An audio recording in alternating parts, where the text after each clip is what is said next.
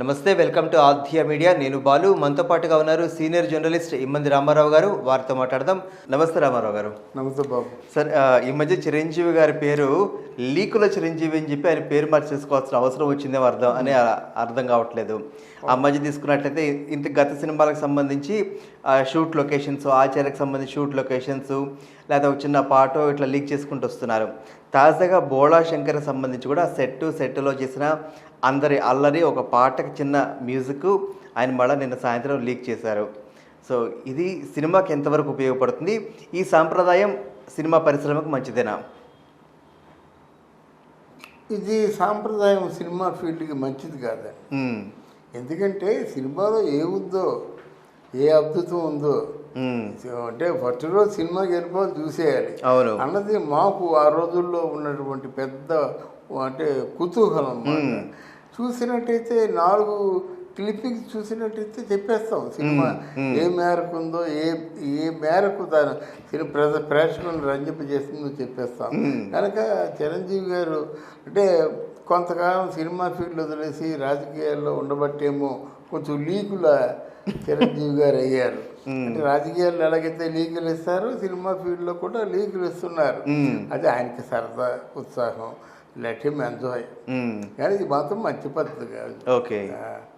అయితే ఇక్కడ నేను ఒక సాహసం చేయబోతున్నాను. ఎందుకంటే బోళా శంకర్ అనే సినిమా మెహర్ రమేష్ తీసుకున్నాడు. అవును. మెహర్ రమేష్ అంటే టక్మన్ ఫ్లాప్ అంటారు.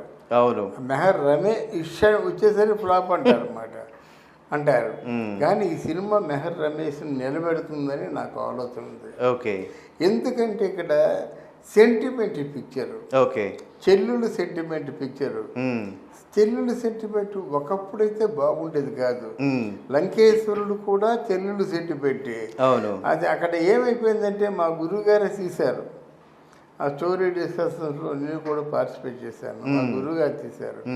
చిరంజీవి గారు కళ్యాణ చక్రవర్తి దగ్గర కొత్త ఆర్టిస్టు. అవును. చిరంజీవి గారు ఆయన ఫస్ట్ సినిమా అది.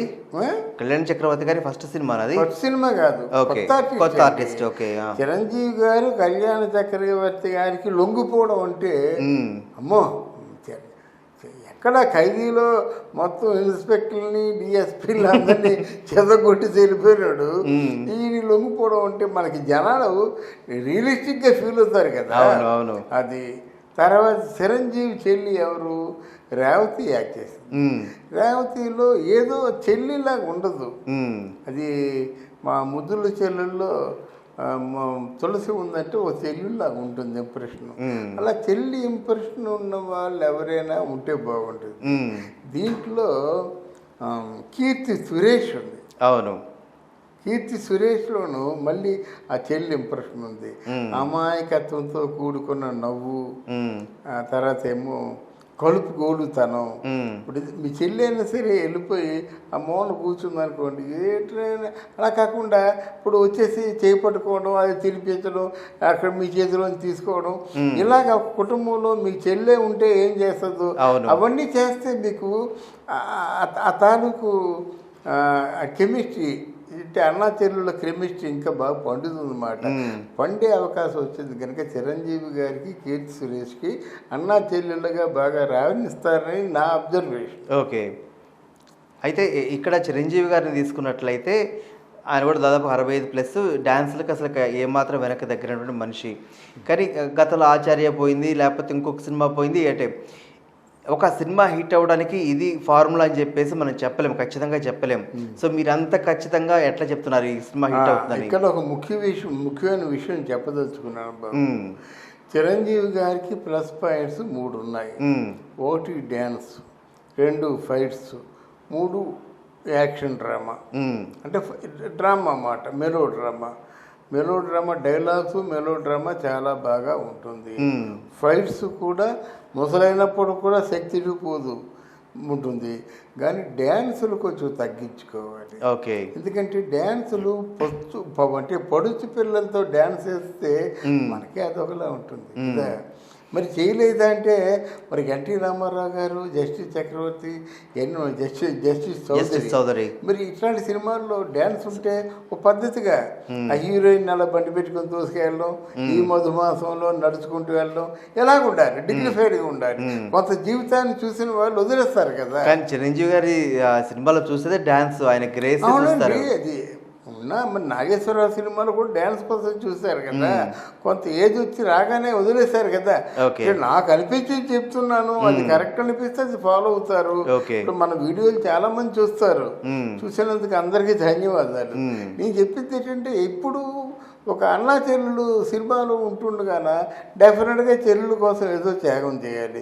త్యాగం చేసినప్పుడు మా రోడ్డు మీద డ్యాన్స్ వేసుకొని మా అన్ని చూసేసి కూర్చుంటే అది ఇంపాక్ట్ బాగుండదు. అయితే మీరు ఈ వీడియో మొదట్లో అన్నారు ఈ ఆనవాయితీ సినిమా పరిశ్రమ మంచిది కాదు ఇట్లా లీకులు చేయడం అని.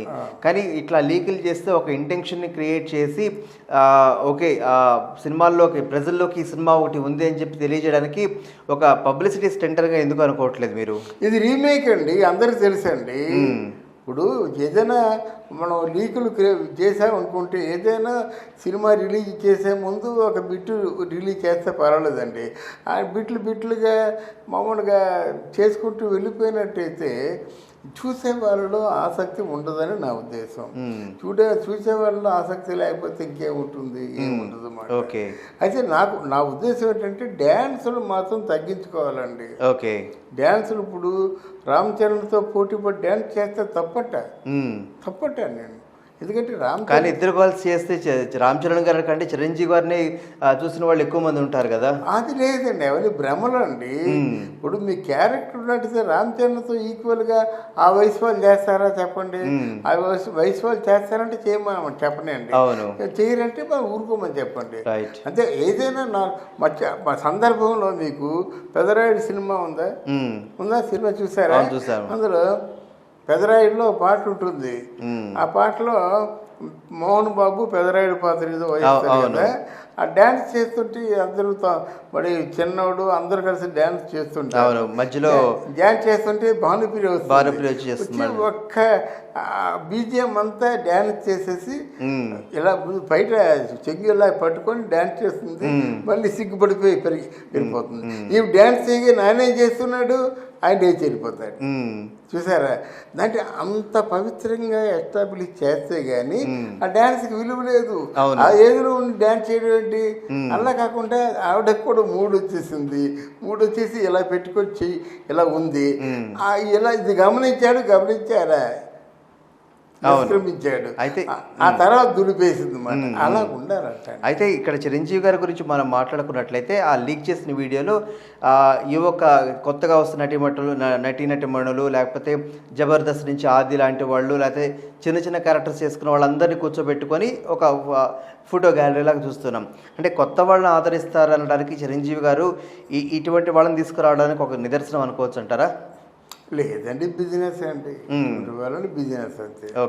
రెమ్యూనరేషన్ తక్కువలో అయిపోతుంది కానీ తీసుకొస్తారు. వాళ్ళ రెమ్యూనరేషన్ తగ్గించుకోరు కదా. వాళ్ళ సొంత బ్యానర్ అయినప్పుడు కూడా తగ్గించుకోరు. వాళ్ళు ఎంతైతే రెమ్యూనరేషన్ అనుకున్నారో ఆ రెమ్యూనరేషన్ కలుపుకొని కాస్ట్ ఆఫ్ ప్రొడక్షన్ లెక్కేసుకుంటారు. అది కాదంటే వాళ్ళ సొంత ప్రొడక్షన్ కనుక వీళ్ళందరూ ఆబ్లిగేషన్ వస్తారు. సరే మీరు ఎంత ఇస్తే అంత ఇవ్వండి అంటారు కనుక ఆ సౌలభ్యం వాళ్ళకి ఉంది కనుక వాళ్ళకి అందుబాటులో ఉండే అమౌంట్ ఏది ఇస్తారన్నమాట. అక్కడ తగ్గించుకుంటారు. వాళ్ళు అంటే మామూలుగా ఒరిజినాలిటీగా వాళ్ళ తాలూకు అమౌంట్ వాళ్ళకి ఇస్తే ఎంత అవుద్ది అది లెక్కేసుకుంటారు. అది కాస్ట్ ఆఫ్ ప్రొడక్షన్గా వాళ్ళు క్యాలిక్యులేట్ చేసుకుంటారు. థ్యాంక్ యూ అండి. థ్యాంక్ యూ అమ్మా. Thank you very much.